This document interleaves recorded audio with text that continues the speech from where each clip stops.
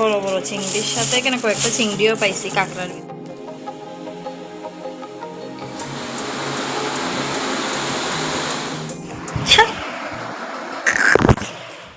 হ্যাঁ ভিউয়ার্স, আসসালামু আলাইকুম সুপ্রিয় দর্শক। আশা করি আপনারা দেশ বিদেশের বাইরে ভালো আছেন।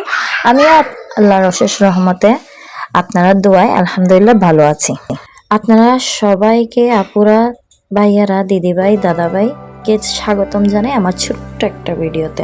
প্রথমেই শুরুতে দেখাচ্ছি আমাদের পুকুরের মাছ নিয়ে শুরু করলাম। আসলে আমাদের পুকুরের মাছ এটা মরে গেছে যে আসলে এরকম কয়েকটা মাছ মরে গেছে। আসলে কি মাছ এটাও আমি জানি না। আপনারা যদি জানতে পারেন অবশ্যই কমেন্টের মাধ্যমে জানান।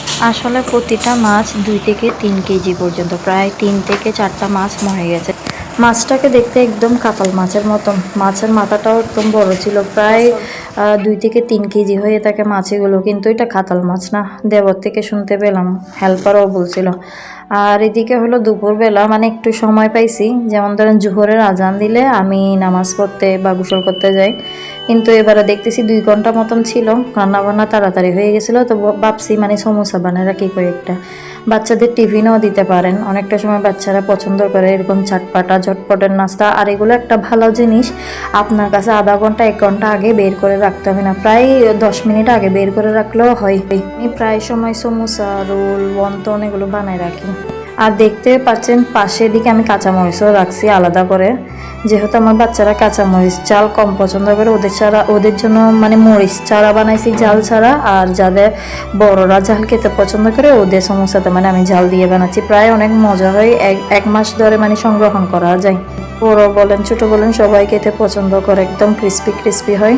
নিজে থেকে চেষ্টা করি যাতে মানে তাড়াতাড়ি করতে পারি, নিজেকে সময় দেওয়ার জন্য। তো তাড়াতাড়ি চেষ্টা করি। এখানে প্রায় 60টা হয়েছিল, 60টা নাকি 65টা হয়েছিল, মানে ভাঙ্গাচোরা 60টা বলতেছি আর কি।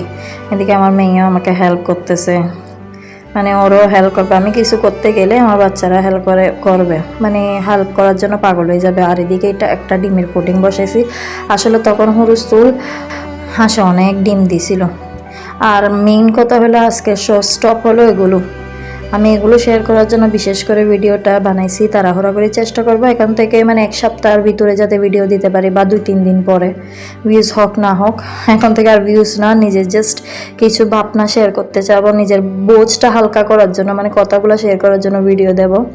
এদিকে হলো সবার প্রিয় মানে কাঁকড়া, তবে আমি খাই না। আমি একটু মানে হেলদি খাবার পছন্দ করি, তেলের খাবার একটু কমই পছন্দ করি। এগুলো ভাজা মানে ফ্রাই করে কিছুটা নিছিস, এখন এগুলো ক্লিন করবো। এভাবে মানে ক্লিন করতে হয়। যারা কাঁকড়া খায় ওরা অবশ্যই জানে।